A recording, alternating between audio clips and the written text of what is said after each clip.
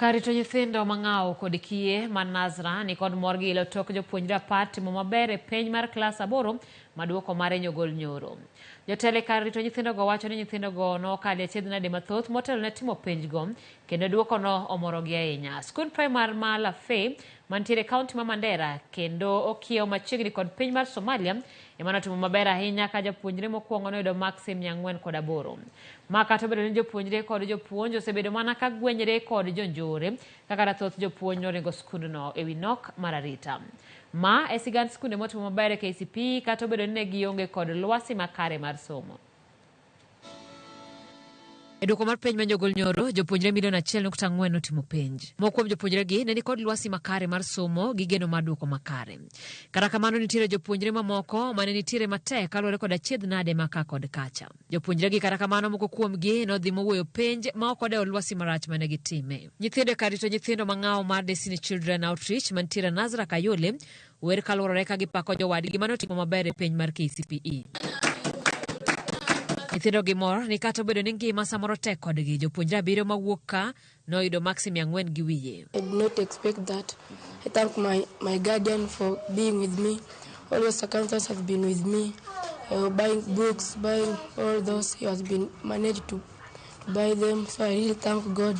Did not expect that. The grace of God managed to get those marks. So I thank my mom, thank my parents in that school.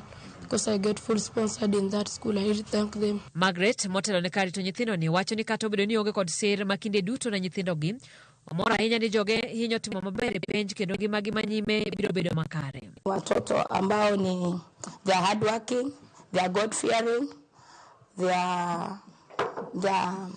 they believe in themselves. Na kupata hii marks through God's grace, kwa sababu mimi ni mtu napenda Mungu sana. Niliwaambia everything you do you must put God first. It's out for them to join.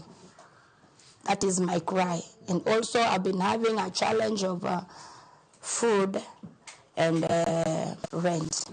Those are really big challenge for now. I have 3 areas of rent, but we are still trusting that God will make a way. Skul mar primar ma Lafe, kaunti ma Mandera, mokiewo machiegni kod piny Somalia, imogolo japuonjre motimo maber e kaunti no duto.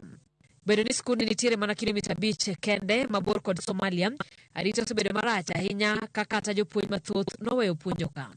Ataro mar geno mar oganda mathoth, japuonjre mokwongo ka Abdi Majid noyudo maksi 408 kiluwe kod Sharmake Adan manoyudo maksi 405 ka Faran Gedi noyudo maksi 402. And I firstly thank to Almighty Allah subhanahu wa ta'ala who made all my dreams true. I also thank to my parents as well as my teachers who are always standing with me in all my primary level. Licha ya kuwa na ukosefu wa walimu kwa sababu ya ukosefu wa usalama hapa mjini, walimu wetu waliweza kutoroka na kutia bidii yangu niliweza kuzoa alama 405. Lwasi makaber to degi time maber molokanyo.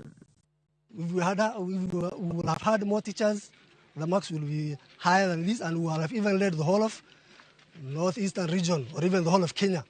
I also request the area MP and other well-wishers to give these children who have scored 400 and above, and even those ones who have scored 350 and above, to be given the best scholarship, so that they will be able to make their dreams true. They join the best national schools in the county.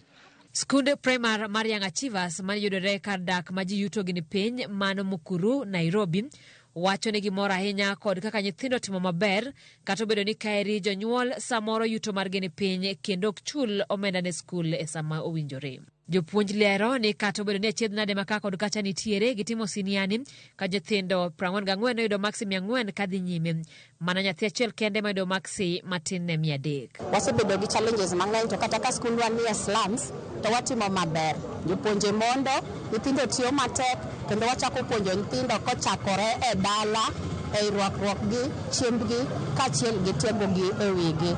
Wagombe Nyasaye erokamano nikech kata muma wacho ni chakruok mar rieko en luoro Nyasaye. Skundwa ni nyithindo luoro Nyasaye, emomiyo gitimo maber.